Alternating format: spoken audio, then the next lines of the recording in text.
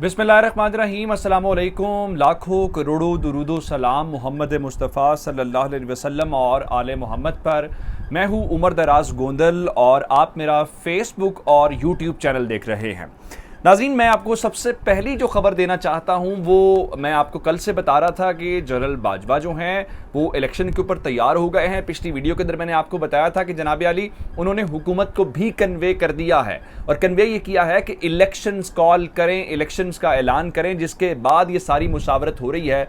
लेकिन मैं आपको अब इससे थोड़ी आगे की बातें बताना चाहता हूँ और वो ये हैं कि तमाम तर जो हवाएं हैं, तमाम तर जो फ़ज़ाएँ हैं या तब्दीली की हवाएं जो हैं वो इमरान खान के हक़ में चलना शुरू हो गई हैं।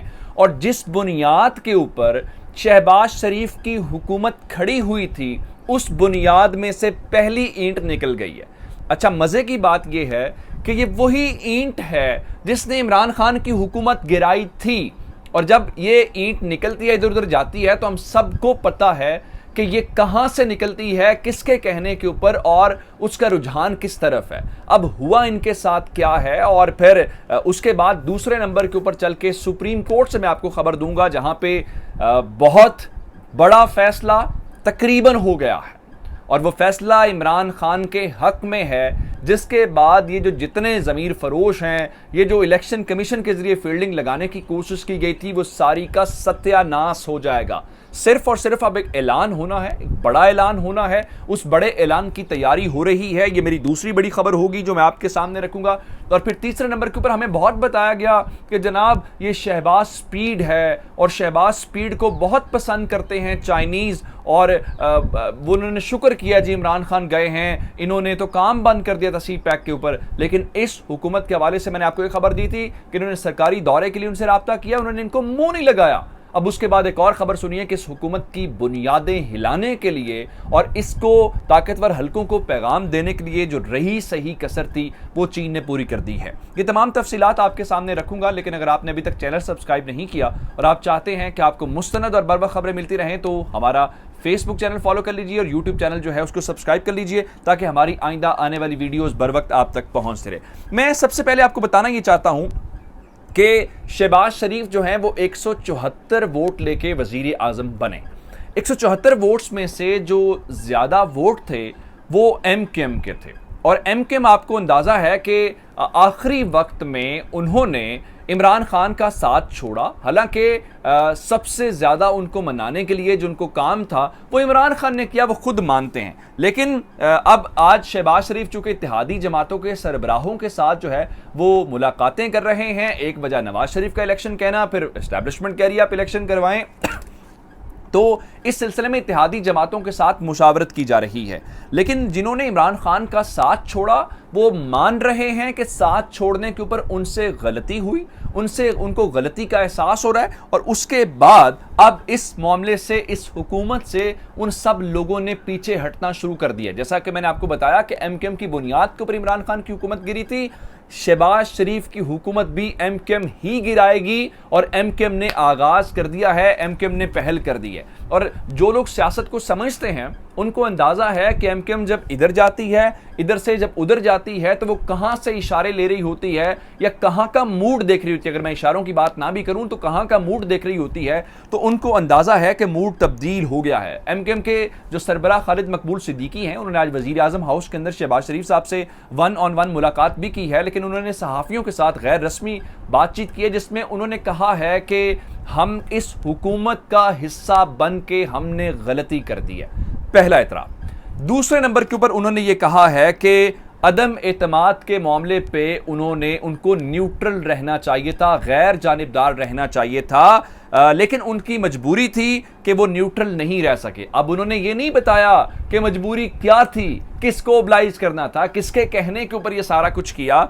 लेकिन ये बात ठीक है। और अगर वो न्यूट्रल रहते तो शहबाज शरीफ हुकूमत नहीं बना सकते थे क्योंकि 2 वोटों की अक्सरियत है और इनके पास तो 7 नशिस्तें हैं कौमी असम्बली की एमकेएम के पास। अब वो कहते हैं जी हमारे पास उस वक्त सिर्फ 2 ही ऑप्शंस थे, या हम उसका साथ देते तहरीक-ए-एतमाद का जो कि उन्होंने दिया, या दूसरा ये था हम उसके मुखालिफ चले जाते, मुखालिफ जाने की उनके पास ऑप्शन नहीं थी, उन्होंने खुद मान लिया हमारी मजबूरी है। अब इसके बाद खालिद मकबूल सिद्दीकी ने सिर्फ गलती का एतराफ़ नहीं किया, ये नहीं बताया कि उनके साथ उन्होंने कहा है कि उन्होंने अपनी जमात को ये तजवीज़ या मशवरा दिया है कि फौरी तौर पर हुकूमत छोड़ के अपोजिशन बेंचेस के ऊपर बैठा जाए।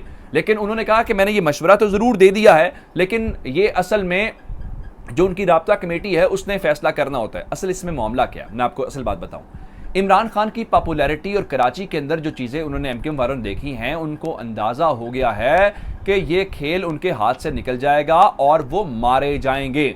इसके साथ ही इसीलिए जहां पे गलती मानी, मुस्तकबिल बताया कि वो क्या सोच रहे हैं, एक और इमरान खान के मौक़िफ़ की भी हिमायत की। इमरान खान के मौक़िफ़ की हिमायत कैसे की? वो इस तरह से की, कहा जी ये जो मौजूदा मसाइल हैं इनका वाहिद हल इंतखाबात हैं, इसलिए फौरी तौर पे फ्रेश मैंडेट लिया जाए और अगर इसमें ताख़ीर की गई तो ये बहुत बड़ी बदनसीबी होगी। साथ ही उन्होंने कहा कि आर्मी चीफ की अपॉइंटमेंट या दीगर जो अपॉइंटमेंट्स हैं उसके ऊपर कानून साजी होनी चाहिए ताकि ये बहस हमेशा के लिए ख़त्म हो जाए। और फिर इस बात को खालिद मकबूल सिद्दीकी ने माना कि जनाब सबसे ज़्यादा उनके साथ किए गए वादे तहरीक इंसाफ और इमरान खान ने पूरे किए।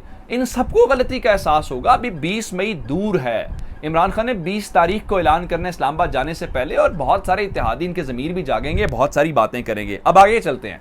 यहां तक सियासी मामलात का आपको समझ आ गई। बस आपने एमकेएम का बैकग्राउंड समझना है, एमकेएम क्या करती है, आपको सारा समझ आ जाएगी जो मैंने पिछली सारी 2 दिनों में आपको खबरें दी हैं। आगे आते हैं सुप्रीम कोर्ट की तरफ।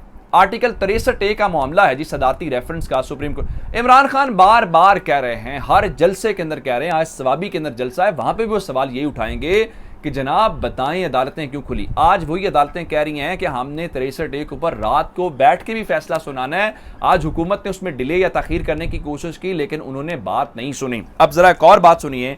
आज जस्टिस एजाजुल एहसन ने इस केस को डायरेक्शन दे दी है। मेरे ख्याल से, मैं ये नहीं कह रहा ये जजमेंट है, मैं कह रहा हूं तकरीबन ये फैसला हो गया है और अब इसका ऐलान होना सिर्फ बाकी है। चूंकि सुप्रीम कोर्ट का मामला 63A का चल रहा है लेकिन इलेक्शन कमीशन टेक्निकलिटीज के ऊपर खेल है। कौमी असम्बली में इरकान को डीसीट नहीं किया। पंजाब असम्बली के अंदर उनके बताने का मकसद ये है जी कि हम जनाब वो पार्लिमानी पार्टी ने हमें नहीं बताया, हमारा कैंडिडेट, बुनियादी तौर पे टेक्निकलिटीज पे केस उड़ाने की तैयारी है। लेकिन आज जस्टिस एजाजुल एहसन साहब ने कहा है कि जो भी इनहिराफ करेगा वो बेशक पैसे ना ले, ज़मीर की बुनियाद के ऊपर ही इनहिराफ करे, वो डी सीट तो होगा। उनका अच्छा तो ये है कि अगर आपका ज़मीर जागा है तो आप इस्तीफा दे जाके वोट दोबारा लेके इलेक्ट हो जाएं। उन्होंने कहा अगर ये ना हुआ तो इसका मतलब ये होगा 10 से 15 लोग हमेशा सिस्टम को डीरेल करेंगे। यही इमरान खान बात करता है। और अगर ये कह रहे हैं वो कि आप उनको डी सीट करेंगे तो फिर समझें कि ये तो गए, ये पंजाब असम्बली तो गई, इलेक्शन कमीशन के जरिए आप जितनी मर्जी जो है वो फिक्सिंग कर लें। आज इन्होंने अशतर साफ साहब ने और अली मखदूम अली खान जो है उन्होंने केस को डिले करने की कोशिश की लेकिन सुप्रीम कोर्ट नहीं मानी। कल दोबारा इस केस की समाअत होगी। अब मैं आपको एक खतरनाक खबर देना चाहता हूँ। इस हुकूमत का नुकसान नहीं है, वो हम सब का नुकसान है, पाकिस्तान का नुकसान है। आपको अंदाजा है कि चाइनीज जो हैं असातिज़ा, उनके ऊपर कराची में खुदकुश हमला हुआ जिसमें लोग कुछ मारे गए, हमारे भी यहाँ पे। तो उसके बाद जो कन्फ्यूशियस इंस्टीट्यूट है उनके तमाम असातिज़ा कराची यूनिवर्सिटी से चले गए हैं। यही बाकी मुल्क के जितने कन्फ्यूशियस इंस्टीट्यूट्स हैं वहाँ से खबरें आ रही हैं कि असातिज़ा वापस चले गए हैं। चाइनीज़ इस वक्त अदम तहफ़्फ़ुज़ का शिकार हैं। मेरे पास खबर है जो अदील बड़ाइश ने शेयर की, उनके मुताबिक गवादर में HK सन्स जो है एक बड़ी कंपनी थी जो वहाँ पे काम कर रही थी, डेवलपमेंट का काम कर रही थी, बहुत बड़ी इन्वेस्टमेंट की हुई थी। वहाँ पे ना सिर्फ वो अपनी इन्वेस्टमेंट विड्रॉ कर रहे हैं बल्कि जो उनका अमला है वो वापस चला गया है, काम उन्होंने ठप कर दिया। अब इस शहबाज स्पीड से पूछें कि आपने 1 महीने के अंदर पाकिस्तान को कितना नुकसान पहुँचा, इसीलिए आप आए थे, यही वो ताकतें चाहती थी जो आपने काम किया है और आपने पाकिस्तान के मफादात को नुकसान पहुँचाया। इनसे कौन जवाब तलबी करेगा, इनसे कौन इससे जवाब लेगा? इल्ज़ाम प्रोपेगेंडा पे इमरान खान के ऊपर आया और भट्टा आपने आके 1 महीने के अंदर बिठा दिया। आपकी समातों का बहुत शुक्रिया। खुदा हाफिज़।